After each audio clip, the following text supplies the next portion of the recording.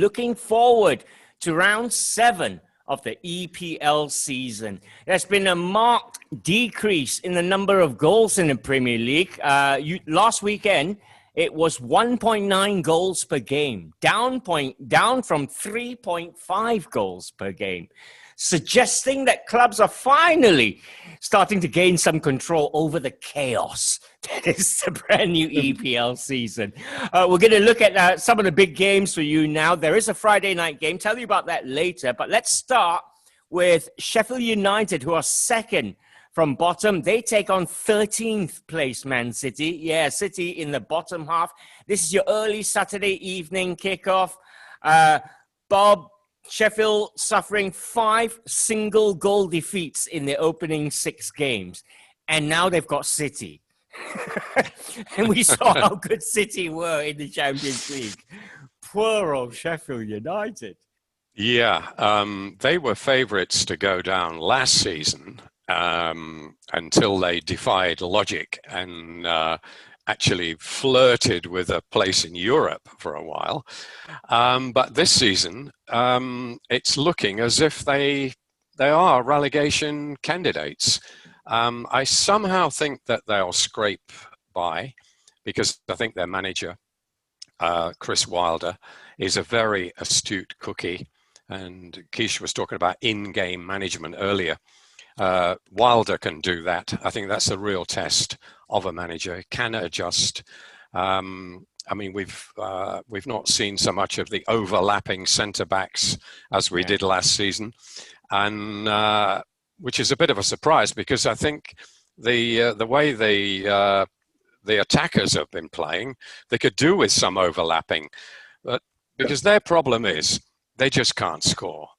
And they've taken a gamble with Ryan Brewster from Liverpool. They've actually bought him, £23.5 million. And he looked completely out of sorts on his debut at Anfield. Debut for Sheffield United. Of course, he's played at Anfield before. But I don't know whether he was just overawed because he was playing against Liverpool or what. But to invest that kind of money on a youngster who's hardly played in the Premier League. I mean, he did okay in the Championship, playing for Swansea on loan. But the Premier League is a different kettle of fish. And to be relying on him to get your goals is a big ask. I hope, for his sake and Sheffield United's sake, that he does come good. He may just need a bit of time. But really, they have this terrible problem of not being able to score. Their defence isn't bad. Their keeper's not bad. I think they replaced Henderson quite well with Alan Ramsdale from Bournemouth, who's a Sheffield boy anyway. He's not let them down. But when you can't score, the pressure just builds. Even if your defence is playing well, the pressure builds. You never get that goal to relieve it, and eventually you concede. And that's what's happening to Sheffield United. Well, that's why it's always one goal. That's the difference for them. So it doesn't look good. And I think they're going to rely heavily on the wits of Chris Wilder coming up with some sort of formation. And maybe once he's settled in, Brewster will find his shooting boots. But I think they're looking at Fulham and West Brom and maybe another club and thinking, well, we're better than them, so therefore we can stay up. But they've got to score some goals to do it. They do. And it's a big ask against this Man City side, with or without a striker, Keish. If Riyad Mahrez either scores or assists in this game, that would make it 100 goal involvements in the Premier League. And he will become only the 6th African player to do that. That's no mean feat. Yeah, I was having a discussion with a friend the other day about Riyad Mahrez and whether he has completely fulfilled his potential as a player since leaving Leicester. Because obviously at Leicester, he was looked at as this individual who was taken the Premier League by storm at that point, a couple of seasons, playing really well. But then that move to Man City was supposed to be the step up, where it was about seeing whether he could cope at the highest level. I mean, when you look at the stats, the thing about Mahrez is it's super easy to be deceived by the fact that because of the wealth of talent available at Man City, it is very easy to look at Mahrez and say that, oh, he's a super sub. Pep doesn't trust him as much. He's not a compelling player. But when you look at per 90 minute statistics comparisons of Mahrez with every other attacker across the board at Man City, he's right up there. Over the last 3 seasons, he's been super consistent in a lot of these metrics, and he's right up there with your Sterlings, with your Bernardo Silvas, with your Kevin De Bruyne's as well when it comes to creating chances. Mahrez has dramatically improved as a player. We just don't see the glaring, obvious part of it because he's in a team like City, where there's so much of quality all over the park. Yeah. So one player being impressive is not exactly an impressive thing when you've got Kevin De Bruyne 5 seconds later pinging a pass halfway across the pitch, playing that diagonal. But Mahrez has been great.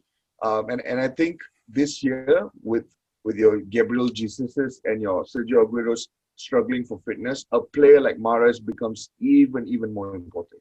All right. Well, it's a 7:30 p.m. kickoff on Saturday evening. Sheffield United in 19th against 13th place Manchester City. Second place Liverpool entertain 12th place West Ham. This one is at Sunday, 1:30. So your late Saturday game. Bob, Liverpool looking to win their 4th game on the bounce in all competitions. You'd expect the big guns to return for this one, not start on the bench. But yeah, I mean, let's not talk about West Ham yet. Liverpool, defensively, what do you think they're going to go with at the back? Would you go with Henderson, Milner, or one of the young kids? Well, I think the Liverpool have actually had a bit of good news. And I don't just mean that Fabinho is not as serious as first feared. I mean that Antonio is not going to play for West Ham. And I think that will be a big factor in Jurgen Klopp's thinking. I was dreading that, thinking of the havoc that Mikel and Antonio could cause a raw fledgling Liverpool central defence, whoever he decides to pick. But he's not playing, he's out for a month. So I think Jurgen Klopp would have breathed a huge sigh of relief at that. And I think he can now seriously consider one of the youngsters. And Reece Williams, I think, is the obvious one. He's quite young, but he has played twice in the Champions League already this season. So it's not as if he's not familiar with his teammates or anything like that. You're not dragging him up from the youth team. And he has got quite a bit of potential. He's tall, can head a ball, and he can also pass a ball. And he's not Van Dijk, but I think he can do a passable job in the interim. And the alternatives are Nate Phillips, who was on loan at Stuttgart last season. Not a bad player, but lacking in pace. That's his big weakness, and they were prepared to let him go for that reason, but he couldn't find a buyer. So he's not actually registered for the Champions League squad, Phillips, but he can play in the Premier League. And the other one is Kumetio, Billy Kumetio, who's only 17, but a real hot prospect, French guy, very powerful physically, even at 17. But it would be a big ask to put him in right now. I think that might be rushing things a bit. Put him on the bench, maybe bring him on for a few minutes at the end, something like that. So Klopp does have options. And then, of course, there are the old guys of Henderson and Milner.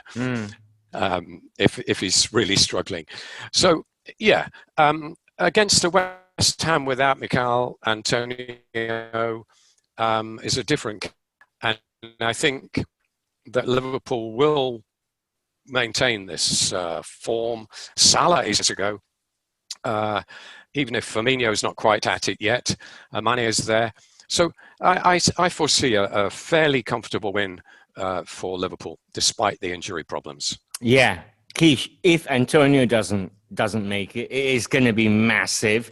But we're maybe giving David Moyes not enough credit here, because he's looking to stretch West Ham's unbeaten Premier League run to 5 games. West Ham United, yeah? Are we sure that against City the other day that it was the actual Moyes on the touchline? It wasn't like a hologram. Wasn't like a hologram of him or something along those lines, right? I think Bob makes a great point. Mikel Antonio was absolutely brilliant. In fact, he has been brilliant since Project Restart, not just the new season. He was absolutely terrific during Project Restart. I think he scored something along the lines of like 6 to 8 goals in a short span of games. He was great. But let's not forget that West Ham could potentially have a Sai Benrahma. And Benrahma, good point. With his pace, if he has adjusted to West Ham style of play, if he has built that understanding with a couple of his teammates, I think with the pace that he has, running at the kind of defense that that makeshift defense that Liverpool would have at the moment, that caused a lot of problems for them. It's still not. I mean, having Antonio there would have been so much better for West Ham, but him being out, I don't think the game is over just yet. I think there's enough quality in this West Ham side to cause problem for Liverpool. The only concern for West Ham is obviously trying to keep it tight at the back, because there's no point if you can exploit Liverpool's defense and grab 1 or 2, but then you can see 3 and 4 at the back. Doesn't really help your case anyway, because the Liverpool's offense will come for you in the form of Mane, Salah, and now you've got someone like Jota firing on all cylinders as well. Yeah. There's that, yeah. All right. Second place, 12, Liverpool versus West Ham is Sunday, 1:30 a.m.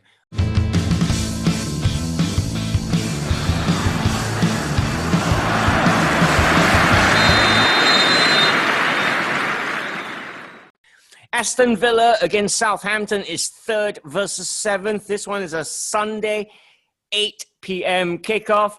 The Saints, Bob Holmes, have taken a staggering 28 points from 15 matches played behind closed doors. That's 8 wins, 4 draws, and only 3 losses. After a slightly dodgy start, we've seen Ralph Hasenhüttl's team come good, haven't we? Yeah, I wonder what that tells us about the psychology of the players. I'm sure the boffins will be examining it. We've had all sorts of theories about crowds, the influence of crowds and no crowds on players. I mean, it was basically the reason for the strange results, wasn't it? But this is really weird. I mean, it makes you wonder how they're going to be when crowds return. I mean,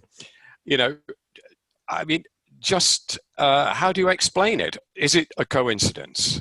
But anyway, it's there. It's in the record books, and it looks as if Southampton are going to have a decent season. I mean, last week when they 2-0'd Everton, that was a decent performance as well, right? I mean, Ward-Prowse was superb. Yeah, it was. They're underrated, under the radar, underrated, and I think Hasenhüttl is fairly underrated as well. He is getting the credit now. I think people realise that he is quite something, and to recover from that 9-0 drubbing by Leicester, I mean, that was a low point, and most clubs would have sacked the manager and sacked the tea lady as well, but they stuck by him. And since then, they've got a very, very good record. And I mean, I don't think they're quite good enough for the Europa League qualification, but they're certainly going to be mid-table. They'll have no worries about relegation. And they've got Danny Ings. I mean, a real predator. I mean, there's a 20 goals a season man right away, isn't there? Yeah. When you've got that, when you've got somebody like him, who's a real pickpocket, a real old-fashioned poacher in the sort of Ian Rush, Gary Lineker mold, doesn't score that many from distance, he doesn't win goal of the season very often, but he'll get them in off his backside, the rebounds off the keeper in the 6-yard box, that type of thing. And he's won an England cap through that, deservedly so. Yeah. For Aston Villa, Keish, it was I'm not going to say soul destroying, but they lost to Leeds last time out. And that was bad. Maybe they underestimated Leeds, but it's important for them to get some sort of result here. Oh, Ross, I don't think anyone underestimates Leeds at this point. I did. No, but I think these days you go and face Leeds completely knowing what they're going to come at you with, and you still lose, and you still can see at the back. Don't get me wrong. I know they lost 3-0, but I honestly didn't think they were that bad. I don't think they were as bad as the scoreline suggested. You look at the goals that they conceded. I think the second and the third goal was just pure individual brilliance from Patrick Bamford, and I think there's very little that could have been done by the Villa keeper or defense in that sense. But other than that, they caused Leeds a lot of problem. I felt that I've watched every single Leeds game this season, and I thought Villa were one of the few teams that have been able to sort of replicate that intensity to some extent that Leeds provided on the pitch. And they had a go at Leeds as well every now and then. They just couldn't convert chances on the other end. So all is not over. I think Dean Smith would have looked at that game and said that, yeah, we conceded 3 goals, we lost this game, but there's a lot to still be proud of about the performance. And it's about just, learning from that, pushing that result completely aside, and still reminding themselves that they've got incredible players within the team, and they've got a group of players that can really push other sides as well. This should be a really good game because, like you pointed out, Southampton are on a roll as well. And Hasenhüttl, he's one of the most underrated managers in Europe. Don't forget he came from Leipzig as well. And if you have coached Leipzig at any point in your career, then it's like essentially a seal of approval from the gods of data analytics out there that you're one of the best in Europe. So this is going to be an intriguing game, and it's not over for Villa. I think they can easily bounce back and build up on the form that they've had in the first 4 games of the season. This one is the toughest one to call. Bob, who are you leaning towards here, Villa or Southampton? Actually, Villa, having sung the praises of Ralph Hasenhüttl, they got a reality check against Leeds. I think they underrated Leeds. I really do. They were on such a roll. They were 100%, the only team in the Premier League to have a 100% record when they met Leeds. And I think they had delusions of grandeur, being top of the league and all that. But I think that Villa are quite a good side. That was a bit of a shock to the system, but it was Leeds who come at you differently, as you say. And I don't think Southampton are quite as good as Leeds. I think after digesting what happened against Leeds, taken the medicine and absorbed it all, I think you'll get back to seeing Jack Grealish running the show, and Barclay and McGinn in a big supporting role. And I think they'll just have the edge. All right. Aston Villa against Southampton is Sunday, 8 p.m. That one kicks off. Newcastle in 14th take on top of the table Everton. It's a Sunday 10 p.m. game, that one. Now, the Geordies drew 1-1 at Wolves last week. And Keish, we saw Everton lose for the first time this season to a buoyant Southampton, whom we just discussed. Well, they need to get back to winning ways. They don't want it to fall flat, Everton, do they? Yeah, if you juxtapose Everton's performance against Southampton and then you compare it with Villa's performance against Leeds, I thought it was more of a concern to watch Everton. I felt they were completely stopped in their tracks. It almost looked like Project Restart version of Everton, where they were struggling for a bit of ideas on the pitch, despite having everyone there, like your James Rodriguez was playing. You had Calvert-Lewin up front. It almost felt like they were just struggling to create the chances. And it's not an overstatement to suggest that by this point teams would have figured out the kind of positions that James tends to take up on the pitch. He likes to operate down that right, and when he has someone like Doucouré playing very close to him. He can play that quick 1-2s. He can create space for himself.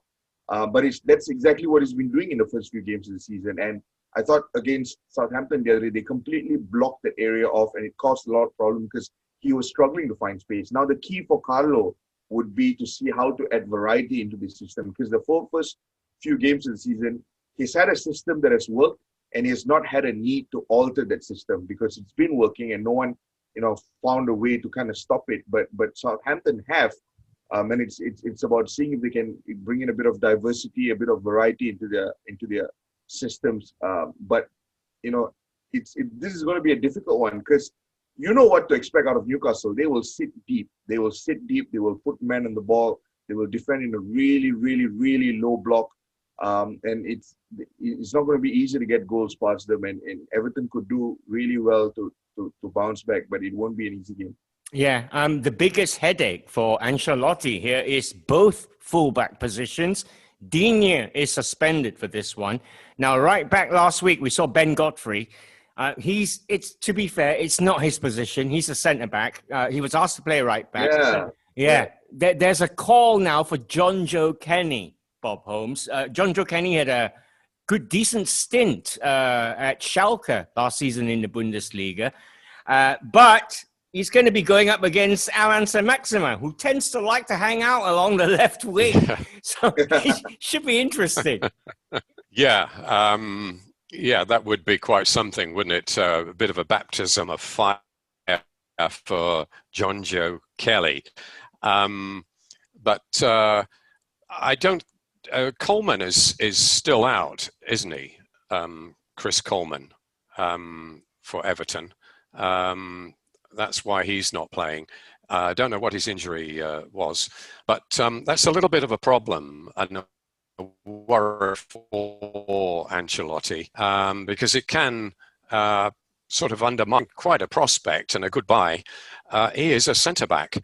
And as we've seen, it's not that easy. I mean, look at Gomez, for example, does it at Liverpool sometimes. Not that easy for a big guy without a tremendous amount of pace to suddenly switch to right back and expect to, cope with a flying winger such as Saint-Maximin.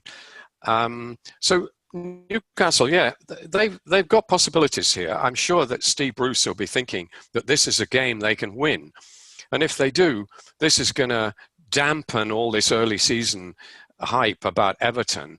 But Everton, I think, are better than they used to be. Yeah. I mean, they deservedly lost that game to Southampton, and it was a reality check for them. But I still think they're a decent side, and I think they'll have Richarlison back for this, won't they? If so, they'll have all their big guns, apart from Digne. I mean, Digne is a defender, but he is one of their better players. Calvert-Lewin will still be there. So I think Everton have got a reasonable chance here. I think they'd take a point probably at this stage, but this could be a very interesting game, and we'll see really what Newcastle are like. Because, as I say, they will sense that they can get 3 points here. All right, 14th placed, top of the table. Newcastle against Everton is Sunday, 10 p.m. Man United in 15th, bottom half, take on Arsenal in 11th, also bottom half. This one is your Sunday night, Monday, midnight kickoff. I mean, United, I don't know. What will Solskjaer do for you now, Keish, after all the tactics in the Champions League? Is he going to revert to the same for the league games? Yeah, See, what I was expecting against Chelsea last week was that back three that we saw against PSG, because that really worked for them in terms of hitting PSG on the break, having two men up front who completely ran their defense ragged. I was expecting to see that, but instead what we got a United side that moved back to a back four. Tuanzebe wasn't in the starting 11 despite impressing against PSG.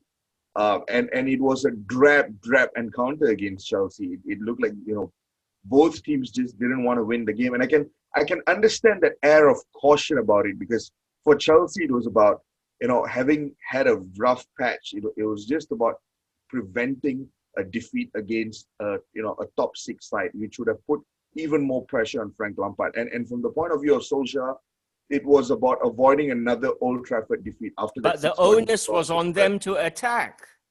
No, it was. It definitely was. I'm not saying that what they did was the right thing, but I can understand why. I mean, essentially now, when you look at it on paper, it's wins over Newcastle, wins over PSG, a draw versus Chelsea, and a victory over a thrashing of Red Bull Leipzig. All looks good on paper at the moment. Right now, it could have gone wrong had they, lost that game against Chelsea. I'm not saying the approach was the right one to do, but the problem now becomes, do they retain that similar approach that they had against Chelsea for this clash against Arsenal? I'm inclined to think not, because I think now the attention has been shifted away from that. I think most people don't remember that 6-1 loss to Spurs anymore. I mean, it's sort of there in the back of your head, but after watching them smash 5 past Leipzig, get a win over PSG, that's Champions League finalists and semi-finalists in the span of 1 week, Ross. With momentum like that, it'll be incredibly ridiculous to go into a game like this and decide to employ a conservative approach to the game. So I'm expecting Solskjaer to be a bit more adventurous. With Marcus Rashford being rested, he only played 30 minutes the other day. I know he scored a hat-trick, but essentially on paper 30 minutes. Bruno didn't play the whole game as well. Cavani didn't play he only featured towards the end. So I think United will be a bit more adventurous in this game against Arsenal. Okay, well, they have to. They are at home. Arsenal played in the Europa League on Thursday, Bob. They beat Irish side Dundalk 3-0. It was a shadow Arsenal side led by Eddie Nketiah up front. And Pepe, again, showing signs of brilliance. Arteta's got a solid Arsenal. I think that's a fair statement this season. But do you think they've suffered attacking-wise a little bit?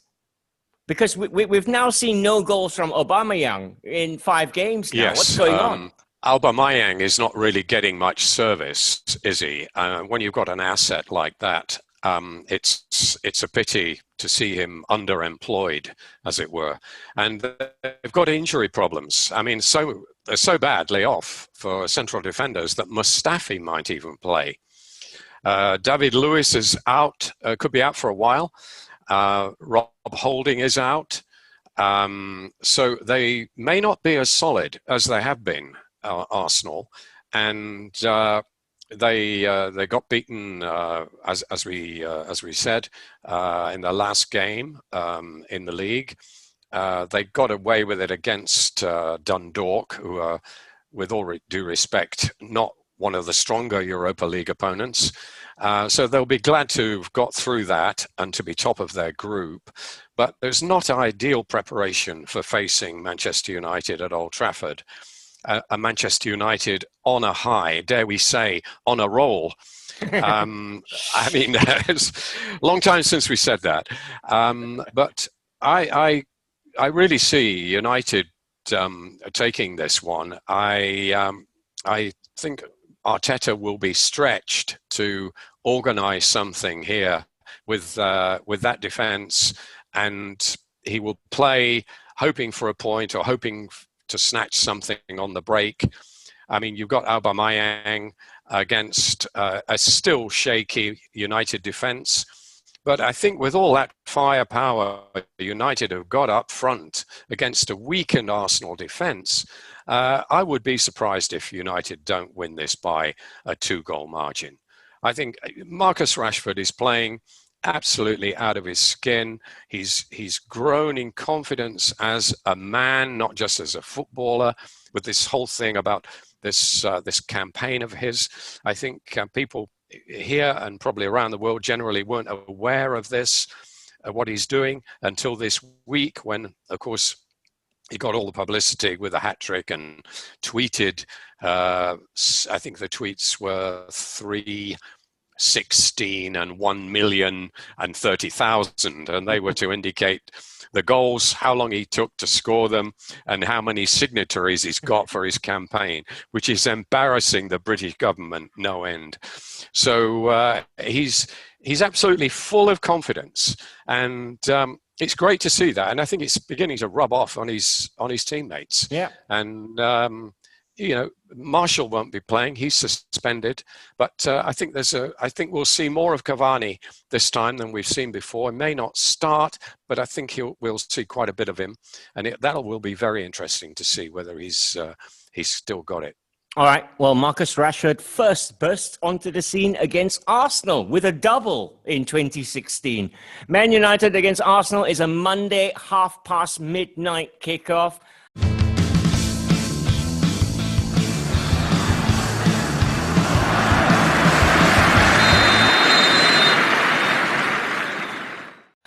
Tottenham take on Brighton, Monday, 3:15 a.m. this one. Quiche, Spurs were beaten in the Europa League on Thursday night. They lost 1-0 at Antwerp.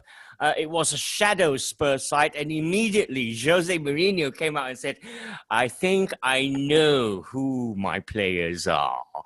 And you know what I mean? Almost ominously wearing a black cape with his cane and stuff. But he doesn't trust the reserves much. I mean, it's so strange to be looking at this Spurs lineup and say that it's a shadow Spurs lineup. It's a reserve Spurs team. I mean, you look at that front three, Ross. There was Gareth Bale, Steve Bergwijn, and there was Vinicius. How is that reserved by any category? I mean, these are three huge signings for Spurs, and a lot is expected out of them. And it's not like they were up against a European powerhouse either. I mean, they were up against Royal Antwerp, who play in the same league as Lukman Hakim does, the Belgian Jupiter Pro League. And I think a lot more is expected out of them in that game, and it's fair to say that they look drab. They struggled to create chances in the final third.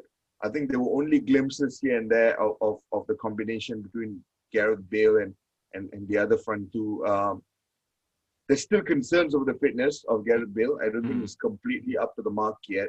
He's showing glimpses of it here and there. But his attitude is good. His attitude is right. Yeah. He looks like he wants to be a part of it. Yeah.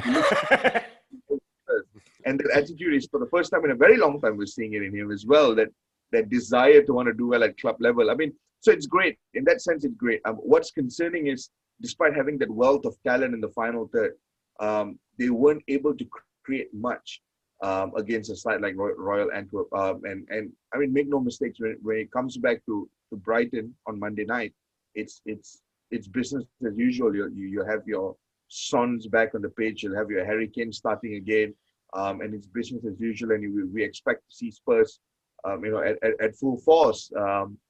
But games like this against Antwerp don't help, especially when you're on a good run of form, when you're doing really well, when there's a lot of expectations on you, and to go to the Europa League and to lose the way they did, especially for Ben Davies as well. He's under pressure with Reguilon coming in and taking his spot instantly in the starting 11.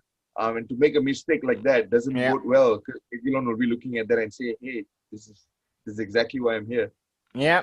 Good point. Brighton, Bob, we've already said how unlucky they've been this season, despite playing well and losing. But having said all that, their away form is 1 defeat in their last 10 away Premier League games, 3 wins and 6 draws. I mean, for them, if they can pull off a draw here at the new Spurs Stadium, it would be massive for them.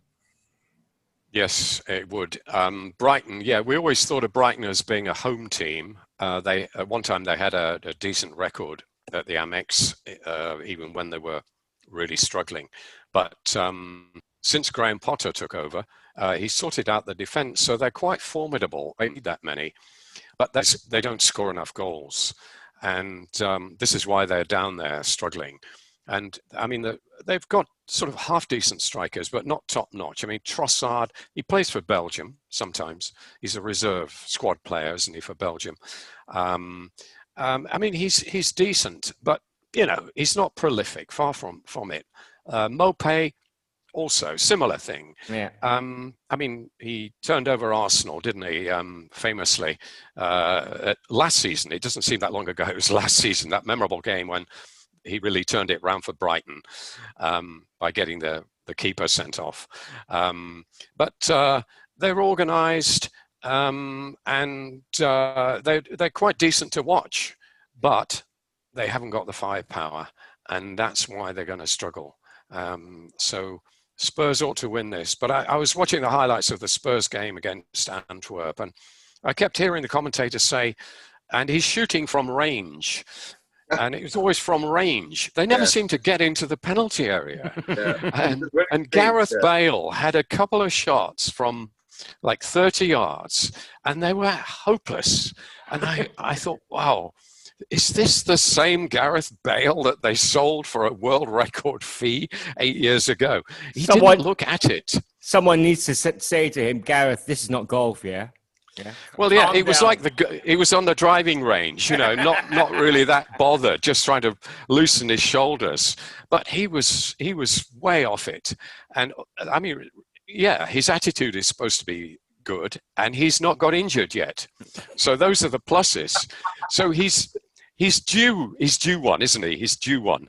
I mean, this could be the game, I suppose, when he'll score a hat trick or something. All right, Spurs versus Brighton, Monday, 3:15 a.m. kickoff. Now, Leeds United in 6th take on Leicester City in 4th. This one is Tuesday, 4 a.m. This one kicks off. I am reading, Keish. I understand Captain Liam Cooper might be available for Leeds. He's been missing, but they've not missed him at all, which is saying... Exactly, which is saying something about how well Bielsa has done, and how everybody, including pundits and ex-players, have all really underestimated him. Yeah, I mean, the Gabby Agbonlahor tweet last week. I mean, don't get me wrong, I love Gabby. I think he's a great character as a pundit. I think he's brave enough to say a lot of the things that people don't want to say.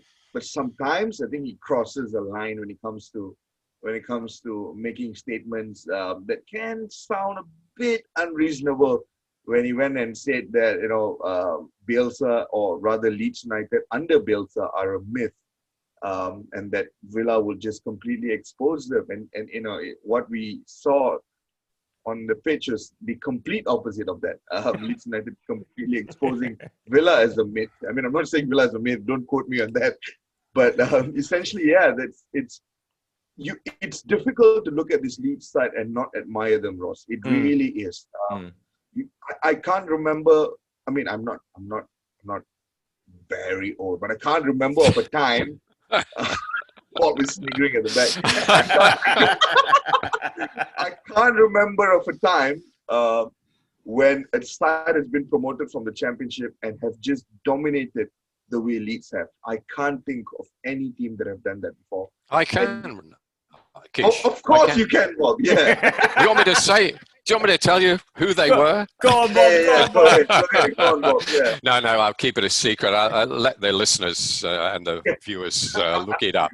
Yeah, no, but Leeds have been absolutely brilliant. It's all credit to Bielsa. I think one of the great things that he's been able to do is because he works very closely with Victor Orta, the sporting director, in identifying signings using data and using numbers. They make sure that players that arrive at the clubs are more often than not, if they're not, number one, suited to the style and intensity, then number two, they have the mentality to want to adapt to that style of play. And that's what you just said Liam Cooper is coming back, but it doesn't seem like they have missed them. Mm-hmm. If we're talking about the Championship last year and Liam Cooper was out, they would have instantly missed him. Yeah. But this year, because they've been able to bring in players like Robin Koch, because they've been able to bring in players like Diego Llorente, and a lot of these individuals have looked completely, at home at the heart of that Leeds defense. And the same goes with Rodrigo Moreno up front as well. I was looking at a statistic a couple of weeks ago. He is, in terms of pressing, he is pressing just as much as Patrick Bamford does. And that clearly shows you exactly why Leeds wanted to go for him, because they needed a carbon copy of Bamford if Bamford wasn't able to do that. And now you've got both of them at times playing up front and pressing opposition defenses. So it's terrific to watch Leeds United. And I think they're going to cause Leicester a lot of problems here, especially given that Leicester had that midweek adventure. Yeah. Well, Leicester won away in Athens 2-1. They top Group G at the moment. Jamie Vardy, again, amongst the goals for them. He's 33, Bob. If Jamie Vardy doesn't turn up for Leicester, they generally fire blanks. That's a credit to Vardy, really. It is. I mean, he's not actually getting an awful lot of minutes. I mean, he's coming on as a sub. He's not completely fit, and he's sticking away the penalties, but they all count. And he's a valuable asset. As long as he's on the bench, as long as he's available to come on, Leicester have always got hope, because you've always got the chance of Vardy nicking one in the last 15, 20 minutes. And it's a great thing to have, and he seldom lets them down. But I think it's a bit worrying for their fans and Brendan Rodgers when they're so dependent on him. I mean, they haven't really got anybody else. I mean, Iheanacho was supposed to be that, and he is, I suppose, the number 2. He's like an old-fashioned poacher, doesn't do a lot else. But he's not quite cut it, has he? That's why Manchester City let him go. Not quite good enough, I think, the top level. So, yeah, what they're going to do when Vardy retires, I don't know. They're going to have to go out and get somebody, aren't they? But just getting back to Leeds a bit here, if we've got time. It's Moneyball, isn't it? Yeah. This much maligned Moneyball. Well, it was maligned at one time. It seems to be working, because most successful clubs are doing a variation of it. Liverpool certainly are. Let me just jump in there, Bob. You say a variation of Moneyball. I understand instead of looking for an assist, they look at the guy who made the pass before the assist now, and things like this. So it's so interesting, isn't it? Yeah. And I mean, look at Brentford. I mean, they've really taken it to another level. And I mean, they didn't have much money, and yet they were knocking on the door. They've been knocking on the door of the Premier League now for 2 or 3 seasons, and combination of bad luck and what have you, they've not quite made it. They probably would have been better than Fulham, actually, if they'd gone up. I think, looking at Fulham now, I'm sure Brentford would have made a better fist of it, and they might have been able to hang on to some of those players that they've sold, notably Ben Rama and who's the guy that went to Villa, Ollie Watkins. You imagine what they'd be like if they'd gone up and had them. But I think Brentford sign players on the promise that they will be let go. That's how they sign players. That's right. But it's an example of this scientific approach, which was poo-pooed by a lot of people when it was first mentioned in baseball, and everybody thought it'll only work in baseball. It's a fancy American thing and all that. But more and more clubs seem to be doing it, and it seems to be working. I mean, you don't have to 100% follow that the original format, but some sort of variation on it, definitely. And that's what Leeds are doing. Mm-hmm. All right.